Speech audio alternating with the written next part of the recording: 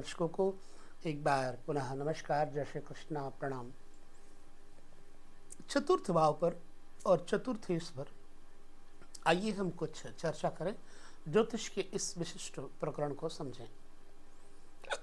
जन्म कुंडली में चतुर्थेश सुख भाव का स्वामी जहां भी बैठेगा अपने घर को आबाद करने का प्रयास करेगा। मान लीजिए चतुर्थ भाव का स्वामी यदि लग्न में बैठ जाए, आप अपने लग्न को देखिए, मैंने एक चार्ट बना करके सामने रख लिया है। ऐसा हम करते हैं ताकि उस चतुर्थेश को हम देखें। अगर चतुर्थेश लग्न के अंतर्गत आ जाए तो जातक को संपूर्ण सुख तो देगा ही देगा, वाहन का, जमीन जायदाद का सुख परिपूर्ण देगा। और ऐसा जातक, चूंकि लग्न सूर्य का कारक है, सूर्य यहाँ का कारक है अर्थात पिता, तो अगर चतुर्थेश लग्न में होगा तो निश्चित ही ऐसा जातक अपने पिता को श्रेष्ठ सुख साधन देगा, सम्मान देगा।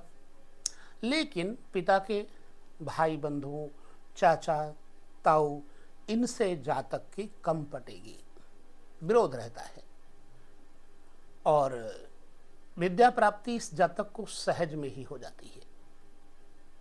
और यदि सहजेश कारक भी हो जाए, चतुर्थेश कारक भी हो जाए, तो फिर क्या कहना। फिर तो लगातार शुभ प्रभाव में होने के कारण जातक को ऊंचे हाई क्लास के वाहन, लग्जरीज गाड़ी मोटर मिलते रहते हैं। और चतुर्थेश यदि उच्च का होकर लग्न में होगा तो निश्चित ही जातक अपने परिजनों से, परिवारजनों से बहुत सम्मान प्राप्त करेगा। इसलिए यही कहा कि सुखेश मंगल ही लग्नस्थ होकर उच्च का होता है। अतः कारक, कारण क्या है, भूमिपति है, चतुर्थ भाव भूमि है। अगर कहीं मंगल हो जाए यहाँ का कारक, यहाँ का स्वामी, और लग्न में आ जाए तो भावपति उच्च होने करके लग्नस्थ होने पर जातक को भूमि, वाहन, विशेष तौर से जमीन का लाभ बहुत देता है। ऐसे जातकों को क्या बिजनेस करना चाहिए, जमीन जायदाद का, जो कि बिल्डिंग बनाते हैं, बिल्डर इत्यादि का, और बहुत सारे प्लाट्स वगैरह खरीद करके जातक उच्च स्थिति को पहुंच सकता है यदि सुखेश लग्न के अंतर्गत बैठा होगा तो। निश्चित मानिए, बशर्ते कि उस सुखेश पर कोई किसी ग्रह की बाधा, विपरीत ग्रह, शत्रु ग्रह यादि पाप ग्रह आदि न देखते हो तो निश्चित ही ऐसा व्यक्ति भूमिपति होता है। क्योंकि चतुर्थ स्थान भूमि है, वाहन है, मकान है, सुख समृद्धि है, पब्लिक है। तो पब्लिक की कैटेगरी में उच्च स्तर पर जाकर के राजनेता भी बन सकता है, मुखिया समाज का बन सकता है। ठीक है। चतुर्थेश जो है, शुभ ग्रह हो और शुभ ग्रह से दृष्ट हो और लग्नस्थ हो तो जातक इस प्रकार से बहुत सारे सुख साधन प्राप्त करने के बाद जीवन में जब संसार छोड़ के जाता है तो उसके पीछे बाल बच्चे बहुत सुखी रहते हैं। चतुर्थेश अगर निर्बल हो जाए, निर्बल होकर के लग्न में बैठा हो, तो ध्यान देना, यहाँ पर जातक पिता के नाम के कारण तो विख्यात होगा, लेकिन अपने से नहीं। यदि चतुर्थेश शत्रु, क्षेत्री या पाप प्रभाव में हो तो ऐसा जातक सदैव दुखी जीवन यापन करता है। अब सुखेश का थोड़ा हम धन भाव पर एक विचार कर लेते हैं। धन भाव यानी दूसरा घर। धन भाव में जब सुखेश बैठेगा द्वितीय भाव में, तो प्रायः ये व्यक्ति पिता पुत्र में वैमनस्य करता रहता है, आपसी मतभेद बना रहता है।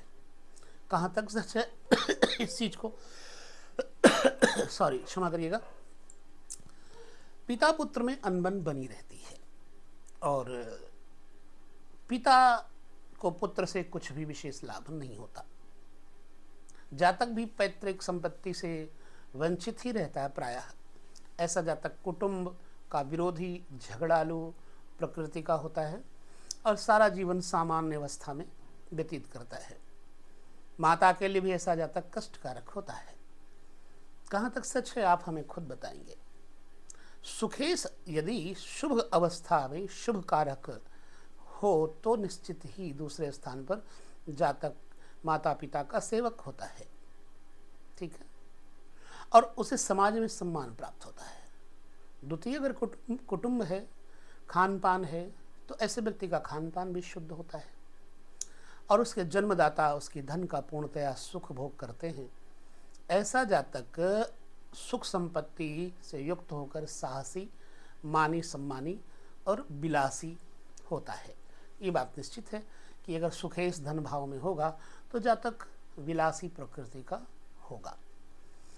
इस प्रकार से अगर हम सुखेश का विचार लग्न में और धन भाव में करें तो इस प्रकार के फलादेश सामने आते हैं। अब ये फलादेश आपके साथ कितना मैच करते हैं आप स्वयं ही देख करके हमें बताइएगा जन्म कुंडली में। अच्छा, सुखेश अगर शुभ ग्रह है और सहज भाव में बैठा है, तीसरे घर में बैठा है, तो सुख से तीसरा घर जो है वो व्यय भाव कहा जाता है। सुखेश अगर तीसरे घर में बैठे होगा तो जातक पिता के लिए कष्टवाची होता है, मतलब ऐसे वचन बोलेगा जो कष्टकर होंगे, पिता को तकलीफ देंगे। माता पिता से उसका पिता विख्यात होता है और अपनी संतान के कारण जो यह व्यक्ति है प्रसिद्धि पाता है। ऐसे जातक का परिवार जीवन जो है, पारिवारिक जीवन सफल विशेष नहीं माना जा सकता और यह व्यक्ति अर्थ अभाव से पीड़ित रहेगा, क्योंकि अगर सहजेश सुखेश सहज भाव में बैठा होगा यानी सुख से 12वें घर में, तो निश्चित ही जातक के जीवन में व्यय अधिक होने के कारण जातक को अर्थ से परेशान करेंगे। हाँ, चतुर्थेश नीच का हो तो तीसरे घर में जातक को वेश्यागामी की प्रकृति का बना देता है। नीच घराने की औरतों से उसका संबंध बना देता है। ऐसा जातक वार्तालाप करने में चतुर होगा। यदि सुखेश स्वराशिस्थ होकर के अपनी ही राशि में बैठा हो वहाँ पर, तो जातक के जीवन में अगर लग्न को हिसाब से देखें तीसरे घर में सहज भाव में होने से, तो जातक राजकीय नौकरी से धन प्राप्त करता है, स्वतंत्र व्यापार भी करता है, लेकिन साथ साथ में नौकरी भी करता है और उसकी उन्नति सनह सनह तीव्र गति से होती जाती है।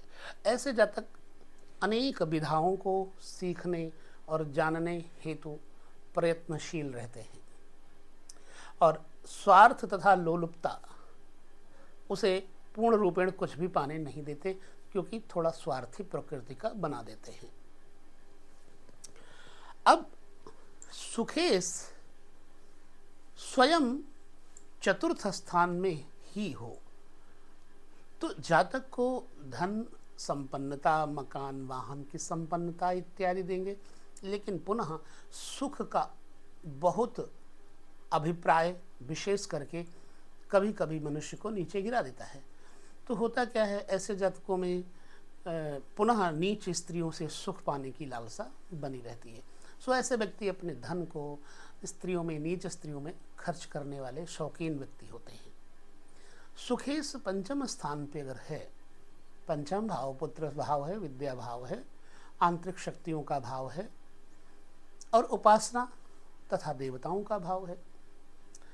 अगर सुखेश पंचम भाव में जन्म कुंडली के अंतर्गत बैठा होगा तो जातक की कीर्ति को अक्षुण्ण बनाने में बड़ी सहायता करेगा, निरंतर उसकी कीर्ति बनी रहेगी।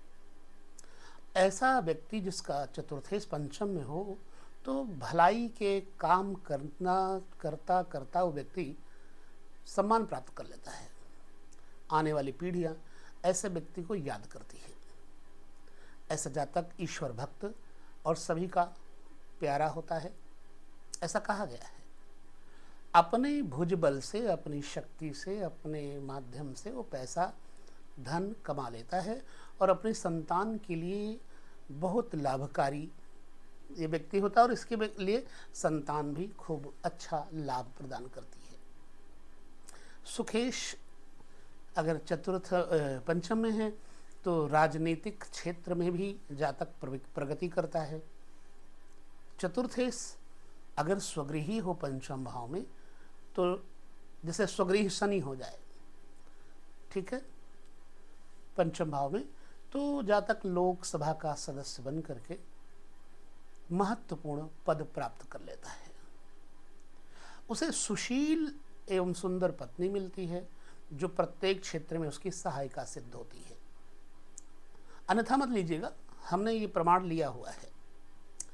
आर्थिक दृष्टि से ऐसा जातक सुदृढ़ होता है, विविध कार्यों में रत रहने वाला, दुरात्मा व्यभिचारी नहीं होता। कुल मिलाकर के अगर शुद्ध है तो जीवन में सभी सुखों को भोग करता है।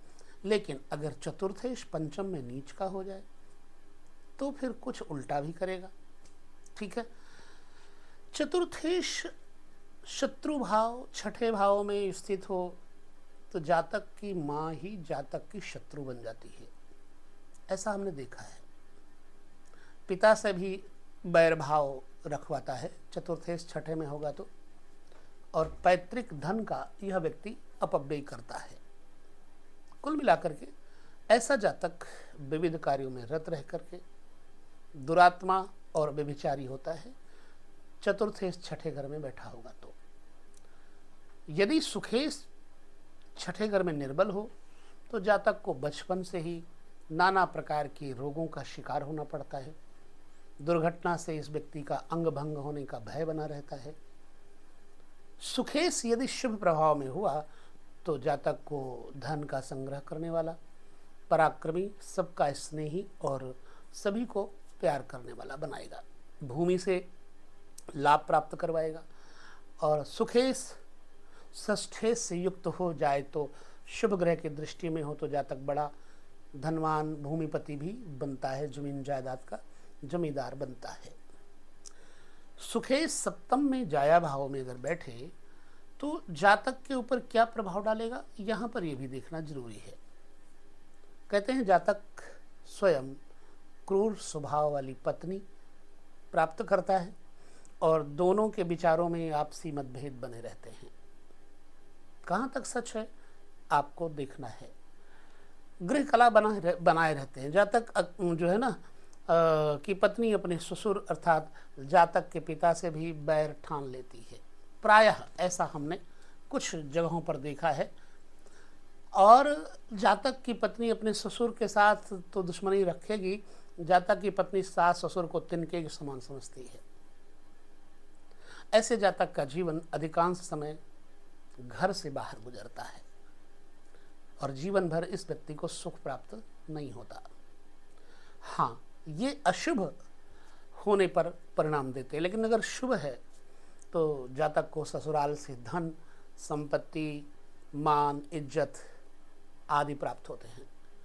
पत्नी भी सुशील स्वभाव की, मधुर वचन बोलने वाली और सेवा परायण मिलती है।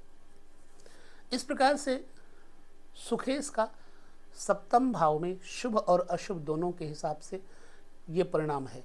अब आप अपनी जन्म कुंडली में देखिए क्या आपके साथ यदि ऐसा है तो क्या ये फलादेश आपके साथ दिखाई पड़ते हैं।